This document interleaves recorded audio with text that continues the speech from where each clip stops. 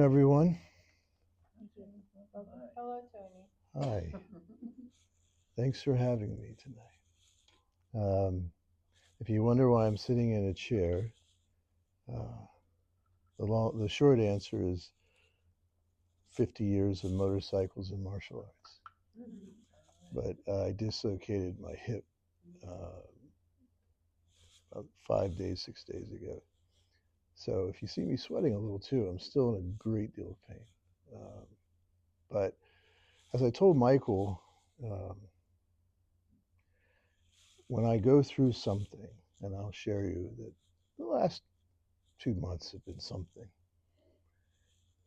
I like to do something with it that will maybe help someone else. So I try to take whatever pain I'm experiencing and turn it into some sort of teaching so that it might in some way be helpful to others. So please receive it in that regard.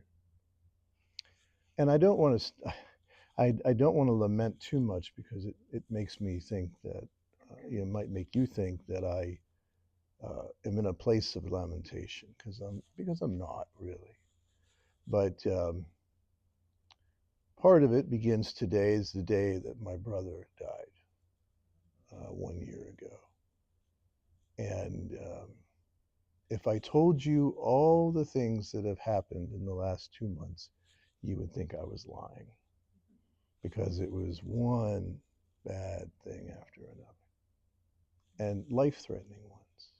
And so I won't bore you with the details of all that.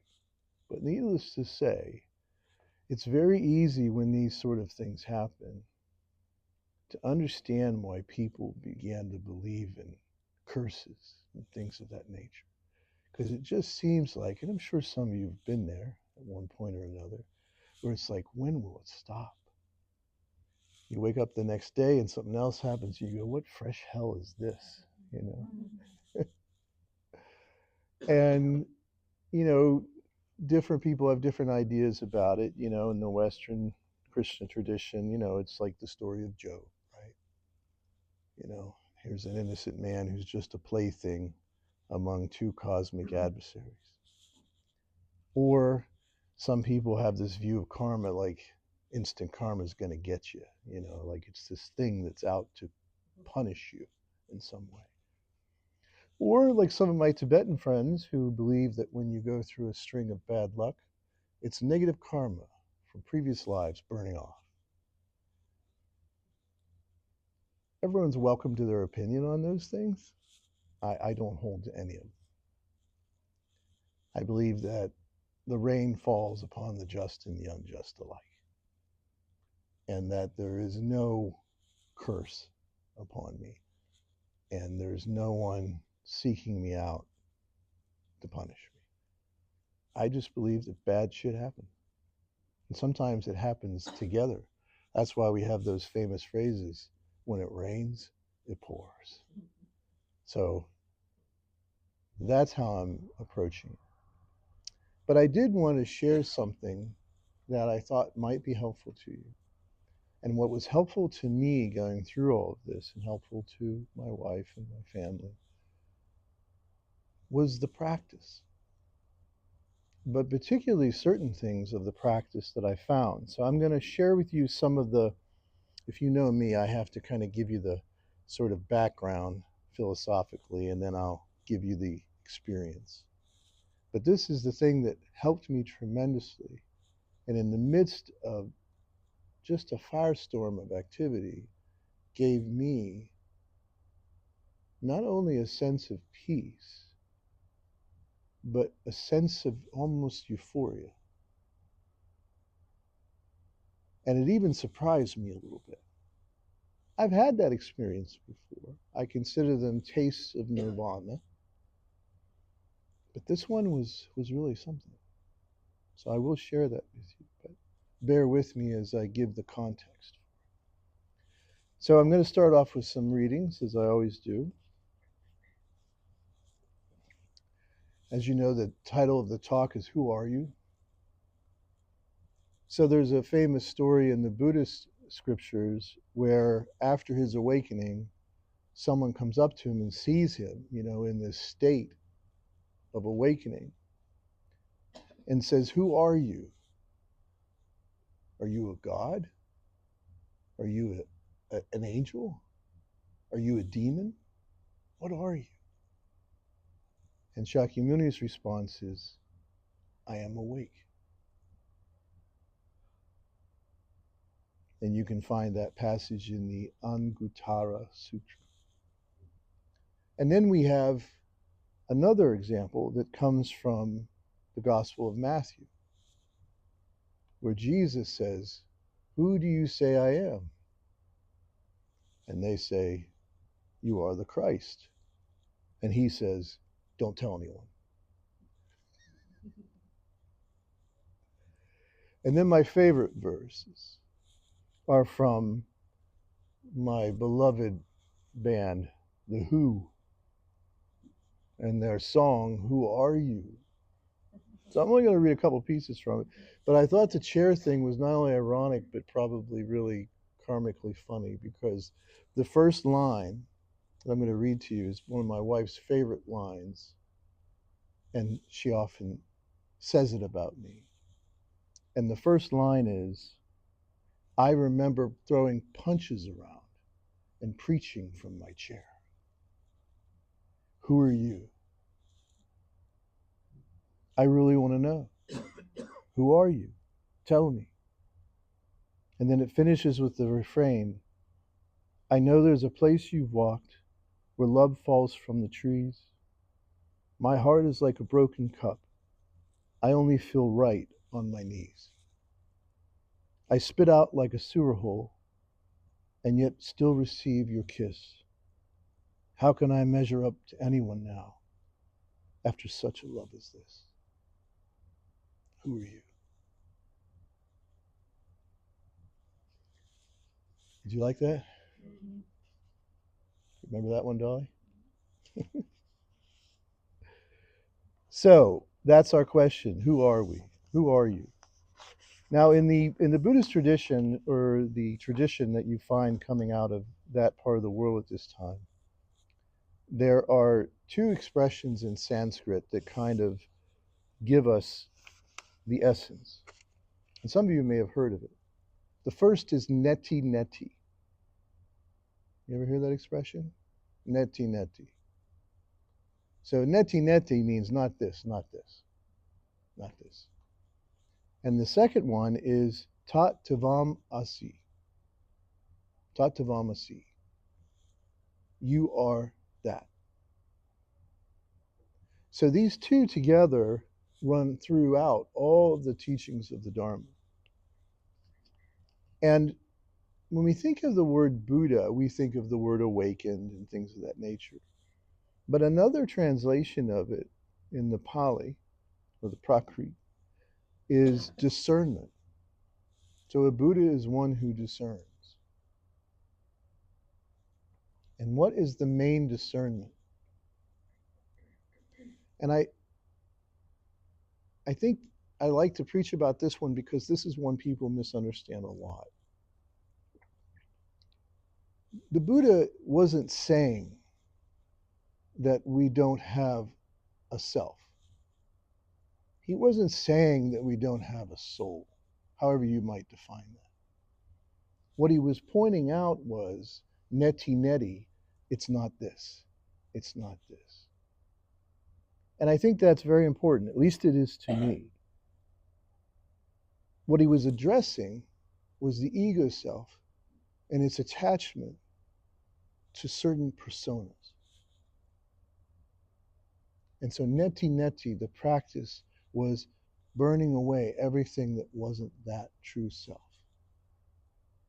And so even though we have that at a root level, we are the unborn, which other people have translated as infinite consciousness, Buddha nature. There's a Latin word that I think really suits. It's called consubstantial. Have you ever heard that expression? Consubstantial. So consubstantial in Latin means two aspects of one essence. And so when we look at who we are, I think it begins with that concept, that we are consubstantial, that we are one thing, one essence, but we have two aspects. Now we talk about those aspects as the ego self and the true self. And those are just metaphors to describe things that we're trying to understand. So that's how we are born, consubstantial. However, the practice of liberation is what's called, in Latin, using this same sort of reference point, transubstantial. Transubstantial. Any old Catholics in here? Yeah, so there's an expression, transubstantiation, and in the Catholic tradition, the Roman Catholic tradition, when the priest offers up the host, now bread and wine becomes the blood and body of Christ. And there's different ways that people try to explain it, but it's very widely misunderstood, I must say, to be fair to the Catholics. It does not mean that it changed its material substance. It's still the bread, it's still the wine. It means its substance in terms of its purpose has been transformed. And that's truly what transubstantiation means in that tradition. It's the same for us. We, even though we're these egos, these fragile egos, walking around very limited, getting knocked about here and there, having some pleasure, but always knowing, what's that song? What's the line from The Doors? The days are bright and filled with pain. So we know this, and the older we get, the more we know it. And so this is what it's saying. It's saying that, yes, we are still that. I'm still here. I'm still going to get sick. I'm still going to get old. I'm still going to die. But the purpose of my existence, the purpose of my being is awakening, is Buddha. So when I practice mindfulness, meditation, the beauty of the liturgical meditation, I am doing the same thing as that priest holding up that host. I am no longer just this fragile ego, no longer just this limited being. I am a boundless being, which we call Buddha. So we are consubstantial when we come into the world. We realize transubstantial. And then finally, we will be transmogrified. Now, transmogrified is a very interesting term. Its first use was found in the 17th century. And it may even be related to an early word, magra, transmogra. And magra, interestingly, and I thought this was really cool, originally signified the evil eye and protection against the evil eye. And it hit me like a lightning bolt. Well, that's why we always start our liturgical year with the embracing of the shadow, because that's the beginning of the spiritual path. The transformation of that is the whole of it. I don't think any path that doesn't embrace that part is really going to transform anyone. So it's the idea that we will experience a particular metamorphosis. Now, in the Buddhist language, they would say it was parinirvana, which we celebrated not that long ago. But it's the idea that this evolution spiritually is ongoing and that it's real. And it's sort of like going through a spiritual alchemy. I don't know if any of you have ever studied alchemy. It's a fascinating subject. But it's the idea of turning the substance that is negredo into popularly known as the philosopher's stone. And so that, in a sense, is what's going on with us.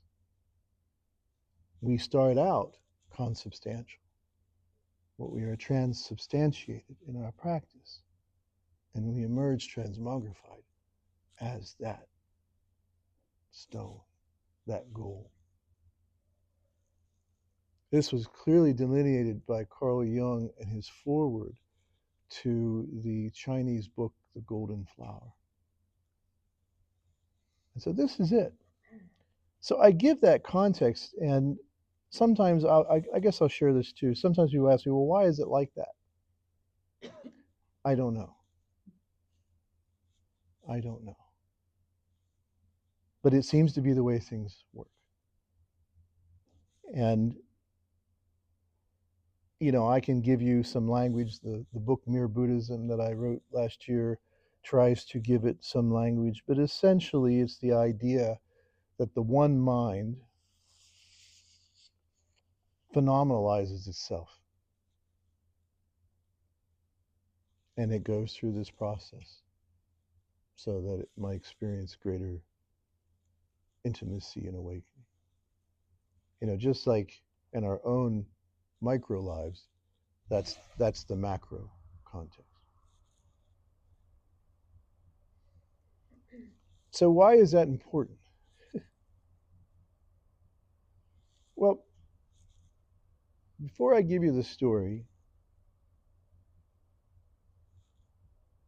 there's something that I'd like to share that is kind of the science stuff. You know, as many of you know, I'm wearing the science stuff. This is my cosmic Kesa. The only other person that has one of these is my friend Neil deGrasse Tyson. So I love that, and I love science, and I love all of that sort of stuff. I don't look at it as wisdom, however, only knowledge. But you know, I told you about some of the stuff I went through over the last couple of months. I'm going through right now. There was a study done to try to isolate the number of thoughts that a person has in a day.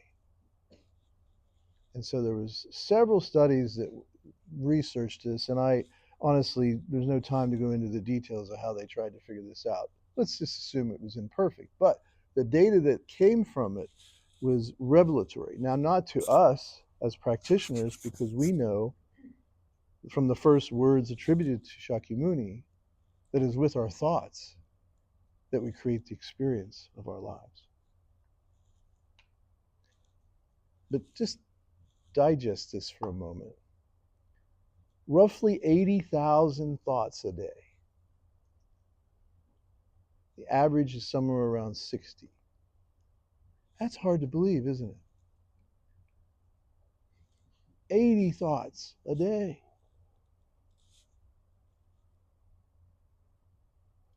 90% are repetition.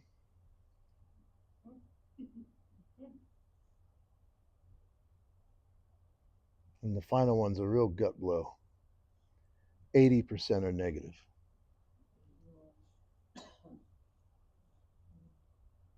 So that's what we're working with, no matter who we are. Now, there's the reason people will try to theorize and summarize in science why it's like that, and some believe that it's because we got really good at surviving. And in order to survive, we had to learn to anticipate danger and plan for danger, right? 80,000 thoughts a day, 90% of which are repetitions of the same thought over and over and over, and 80% are negative. Wow. And you think about how that must have been living in a small village 100 years ago, where the gossip was maybe 400 people, 500 people. We wake up in the morning and look at our phones right away, right? Or we listen to our programs right away, and we're just inundated with it. It's no wonder. It's no wonder that we're so stressed out. It's like we can't escape it. So I say that in the context of what I started with, which is when you go through a lot of things like that, and those things are occurring on like a regular basis, and you know that 80% of your thoughts are negative and 90% are repetitious, it's no wonder you begin to look for patterns, even if they may not exist. And the worst part is you don't see the good things. My son's car accident could have injured him in a terrible way. It didn't. He walked away clean. Lots of good things happen in that same period. Lots of good things.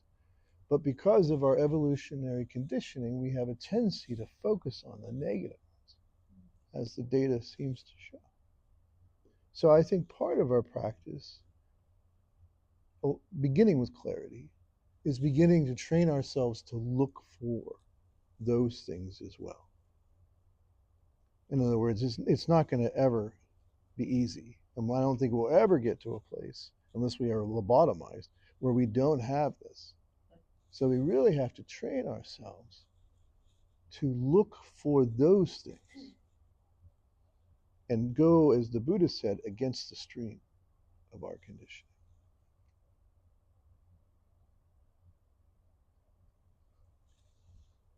So, my son has epilepsy, and he started showing signs of that when he was a little boy, and had what they call petit mal seizures, which are little seizures, But honestly, he's sitting back there.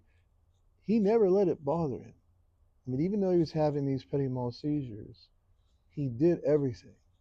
He played baseball. He got his black belt in martial arts. He was acting in theater. He was doing all these things, despite the fact that he would have these petit mal events.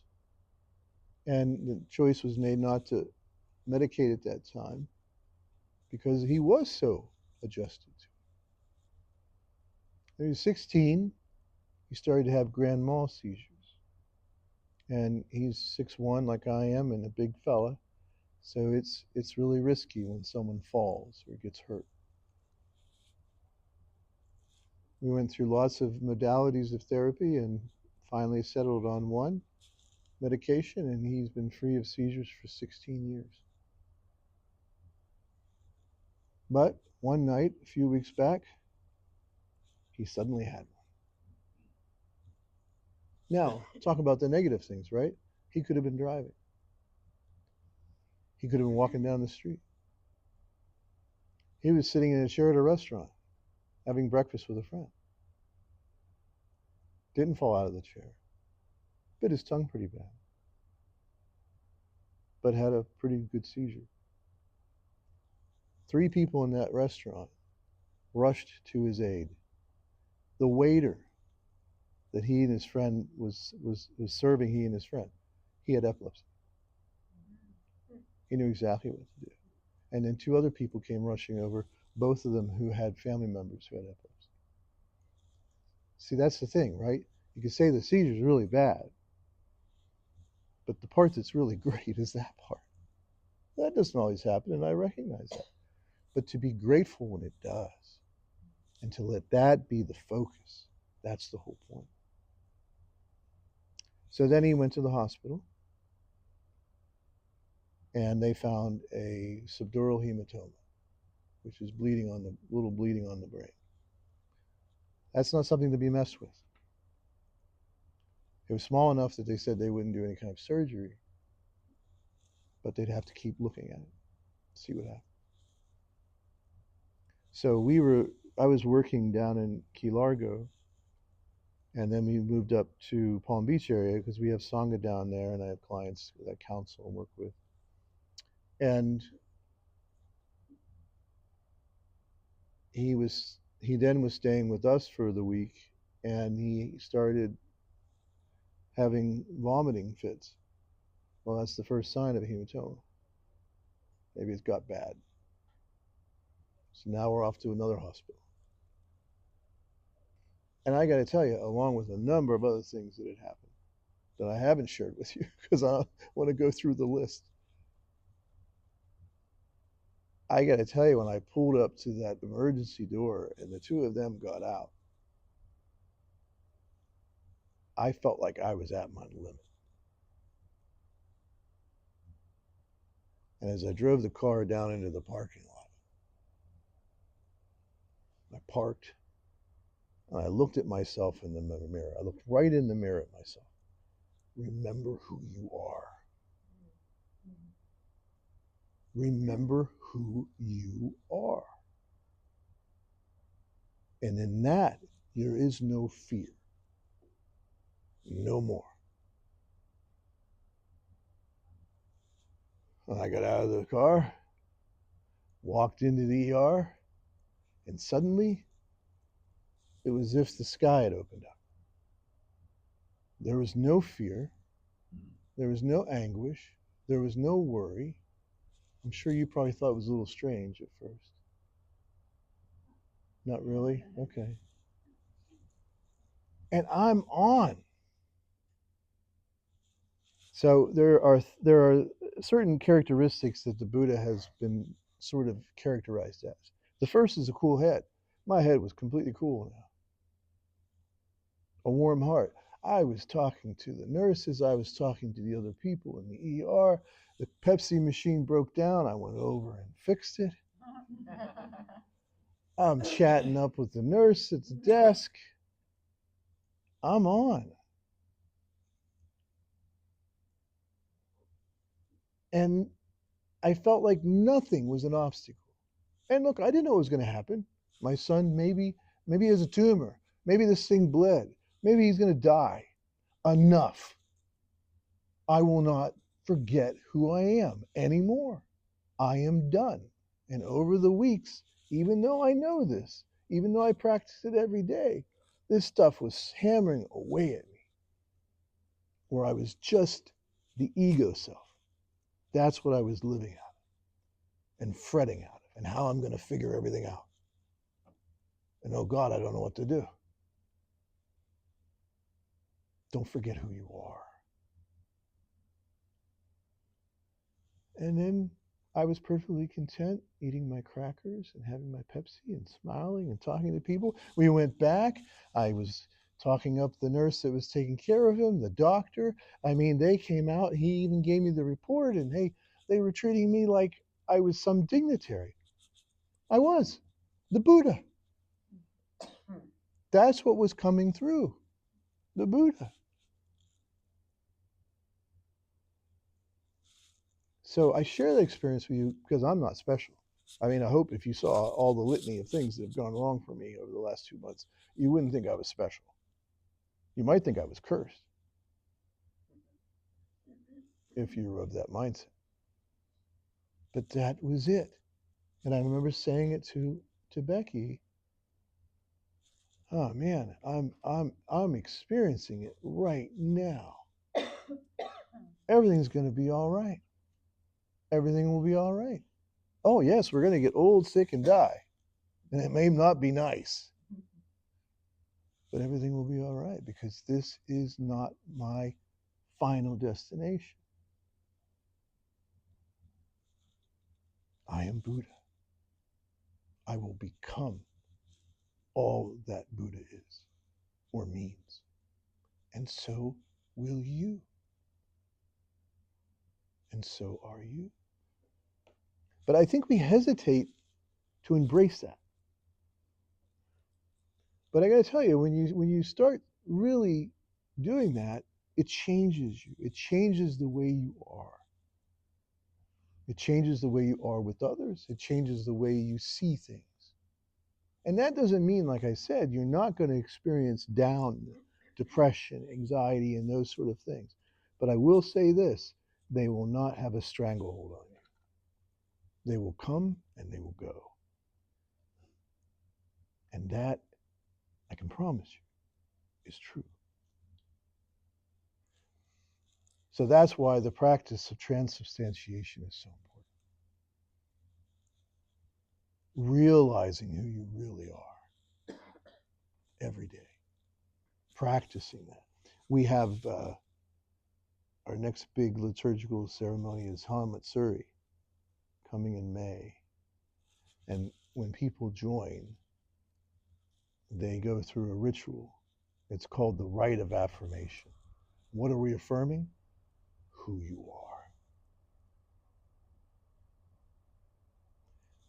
I'm going to finish with the words of Vittorio Storaro. Have you ever heard of Vittorio Storaro? I know my son has. Well, if you're a cinebuff, you would know he is one of the great cinematic geniuses. And when he was asked one time about his work, he said, "There is no doubt in any art that we put ourselves into it. And why do we do this? Because we are trying to understand who we are." So if you think of your life as your art, of course, that's what you're going to try to understand. And that's the message that I'm offering tonight. You are Buddha.